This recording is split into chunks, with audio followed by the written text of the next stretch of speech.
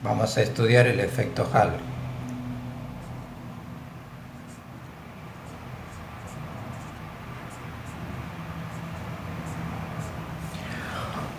Para ello vamos a considerar una cinta plana conductora en el interior de un campo magnético uniforme. Vamos a dibujar la cinta.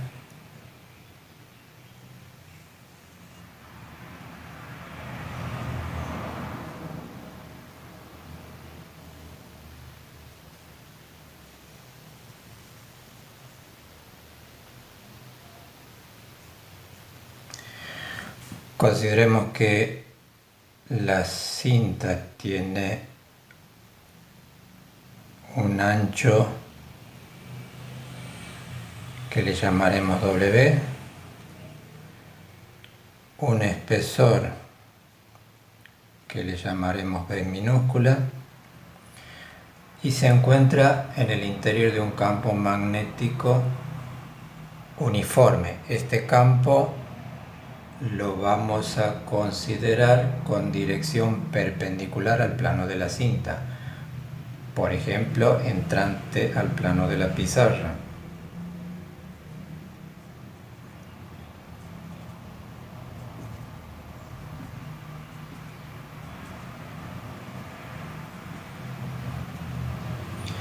Tenemos entonces el campo magnético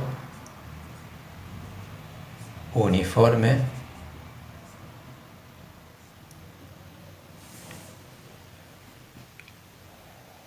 perpendicular al plano de la cinta.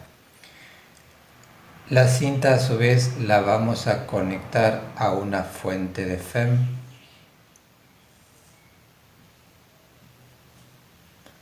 en serie con una resistencia para limitar el paso de la corriente y un interruptor.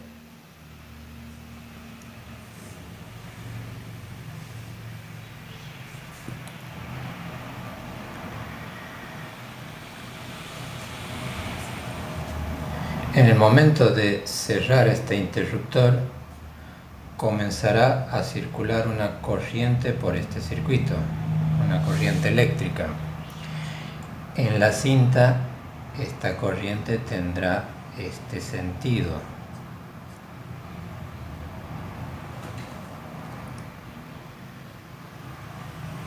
Producto de esta corriente eléctrica, en la cinta tendremos electrones libres moviéndose en sentido opuesto al sentido de la corriente.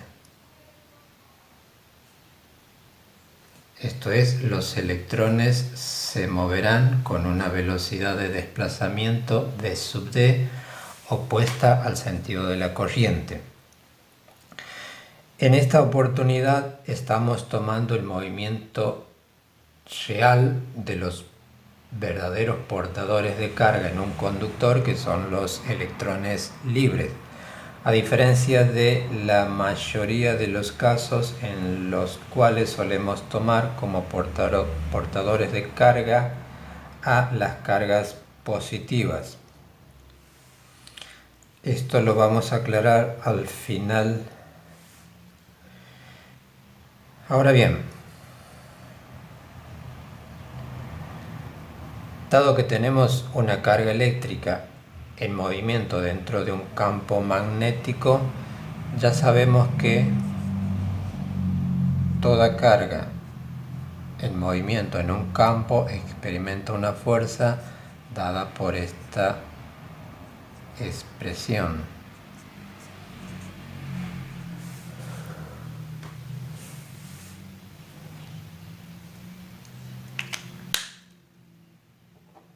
¿Cómo es este producto vectorial en este caso? Si tenemos una velocidad en este sentido y un campo entrante, este producto vectorial es perpendicular a este plano. Y su sentido lo encontramos con la regla de la mano derecha, girando los dedos desde el primer vector velocidad hacia el segundo, que es el campo, y nos da un producto vectorial en esta dirección y sentido.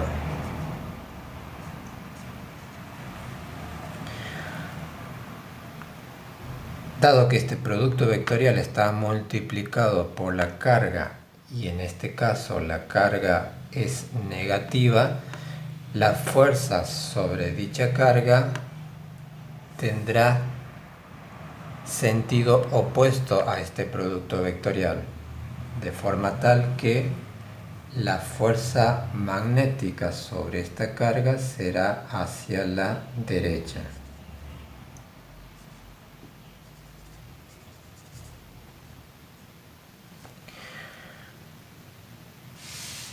De forma tal que los electrones libres moviéndose en este sentido van a experimentar una fuerza lateral que irá impulsando estas cargas a acumularse en el borde derecho de la cinta.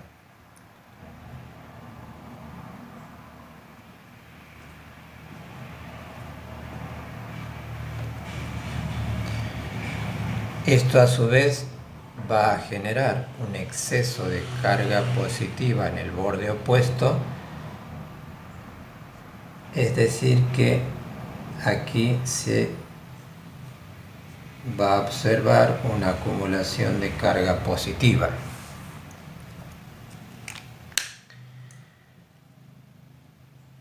Esta separación de cargas es lo que se conoce como efecto Hall.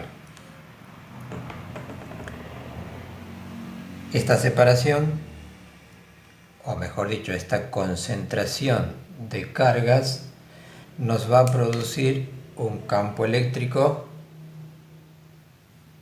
que, como sabemos, va a tener dirección y sentido desde las cargas positivas hacia las cargas negativas.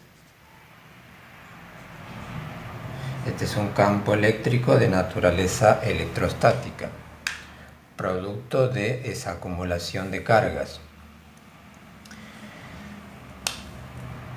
Este campo va a ejercer a su vez una fuerza sobre los electrones libres también. Esta fuerza viene dada por nuestra conocida expresión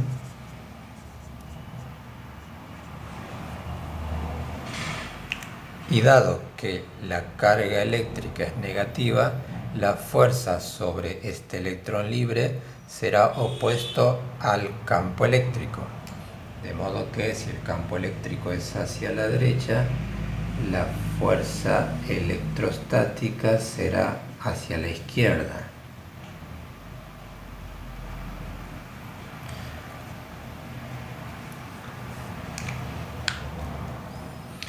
De forma tal que sobre los portadores de carga va a existir dos fuerzas de igual dirección, pero distinto sentido. Cuando el interruptor se ha cerrado, a partir de allí habrá un intervalo de tiempo extremadamente pequeño en el cual esta fuerza magnética irá generando esta acumulación de cargas que irá progresando en el tiempo, con lo cual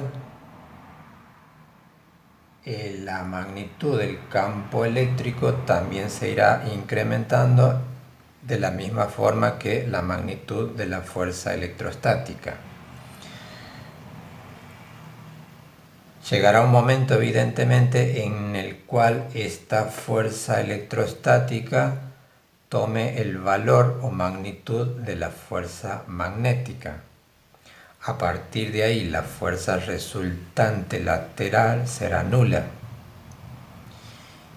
Y en consecuencia, a partir de ese momento, todo electrón libre que circule en sentido opuesto al de la corriente va a dejar de experimentar una fuerza resultante en dirección lateral.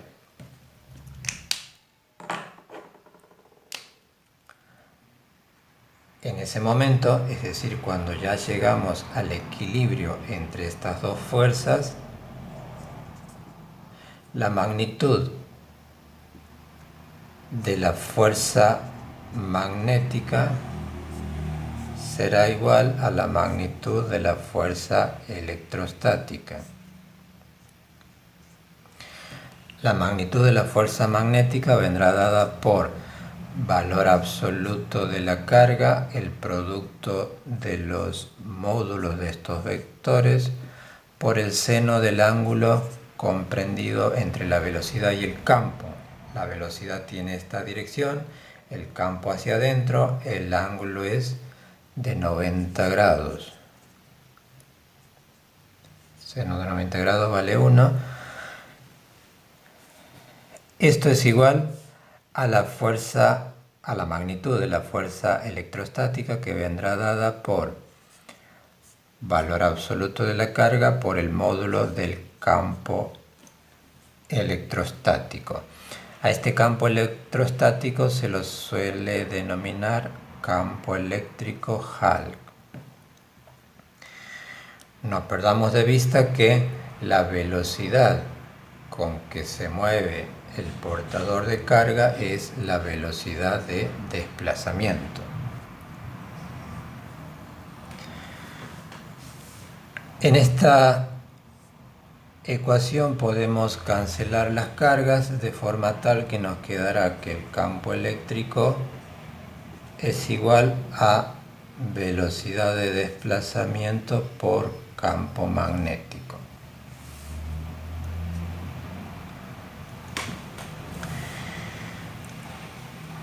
Podemos determinar la diferencia de potencial entre los bordes de la cinta, que le llamaremos voltaje Hall, a partir de nuestra conocida expresión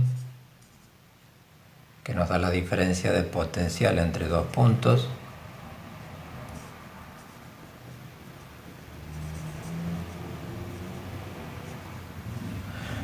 No la resolveremos, pero no es difícil demostrar que si el campo eléctrico es constante en el ancho de la cinta,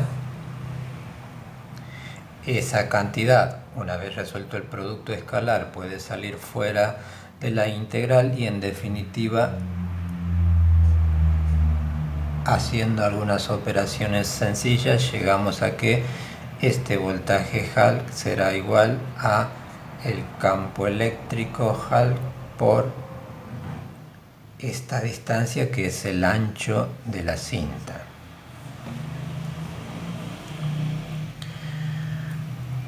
Si reemplazamos el campo Hall en esta expresión, tendremos que el voltaje Hall es igual al campo eléctrico B sub D por B por el ancho W.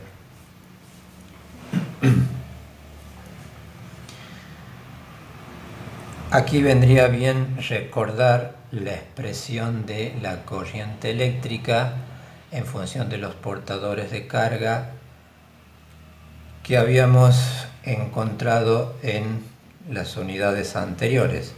Si recordamos, esa expresión es la siguiente.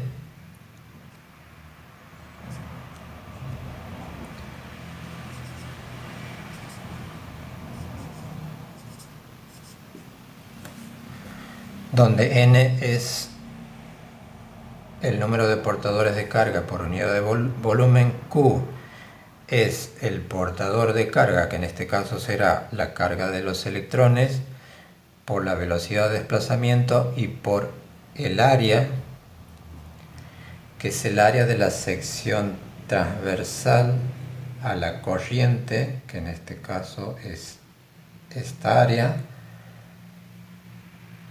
de forma tal que esta área es igual al ancho por el espesor.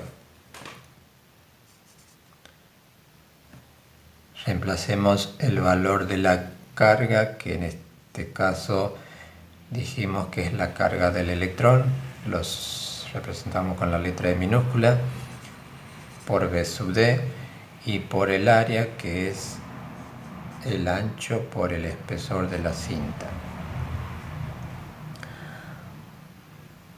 Vamos a despejar la velocidad de desplazamiento y la reemplazaremos en la última ecuación. De aquí entonces despejamos la velocidad de desplazamiento, voltaje Hall, esto pasa dividiendo el otro miembro, B por W.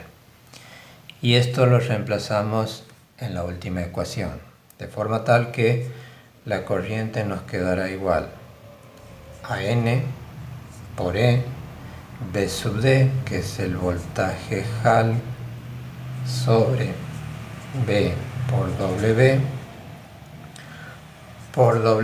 y por B. Podemos simplificar el ancho y nos queda que la corriente eléctrica se puede expresar como N por B por el voltaje Hall por el espesor B sobre el campo magnético. Aquí tenemos una expresión de la corriente eléctrica para nuestro efecto Hall. En esta expresión hay cantidades que se pueden medir relativamente fácil, como lo son la corriente eléctrica, la carga del electrón es un dato conocido, el voltaje Hall se puede medir en forma sencilla, el espesor,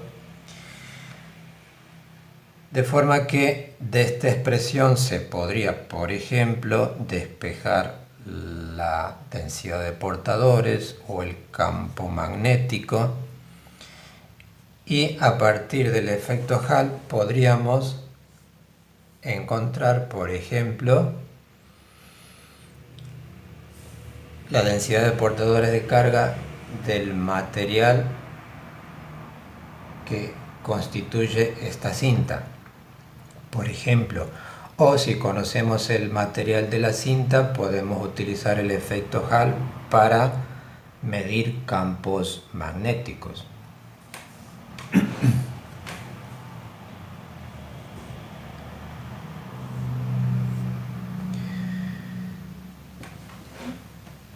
¿Qué hubiese sucedido si, en lugar de considerar portadores de cargas negativos, hubiésemos considerado que los portadores eran cargas positivas?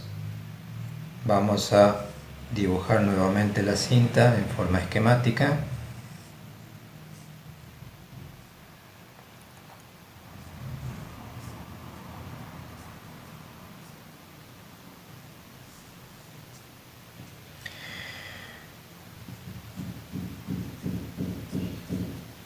Una vez cerrado el circuito, ya sabemos que la corriente tiene este sentido.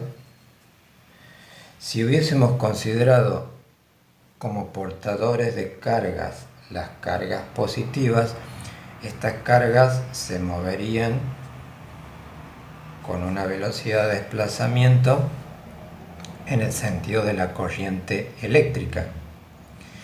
El producto vectorial que resulta de B por B, ahora la velocidad es hacia abajo y el campo está entrante a la pizarra, este producto vectorial nos da hacia la derecha. Como la carga es positiva, la fuerza en definitiva va a generar una acumulación de carga positiva en el borde derecho y en consecuencia una acumulación de carga negativa en el borde izquierdo. vemos que la situación es diferente. Cambia la polaridad del voltaje. En el primer caso, el borde izquierdo tiene un potencial mayor que el derecho, y en el segundo caso, el borde derecho un potencial mayor que el izquierdo. De modo que no da lo mismo suponer uno u otro signo para el portador de carga. Por eso es que al comienzo dijimos que se supone que el portador, o vamos a considerar que el portador son los electrones libres en el interior del conductor. Este es uno de los pocos fenómenos en los cuales no es indistinto tomar como portador de carga las cargas positivas o negativas.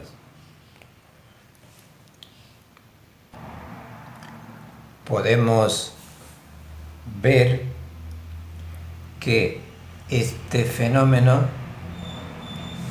nos permite determinar el signo de los portadores de carga en un conductor. Basta con realizar la experiencia, medir la polaridad, y esto nos va a permitir demostrar que el signo de portador de carga en los conductores son los electrones libres.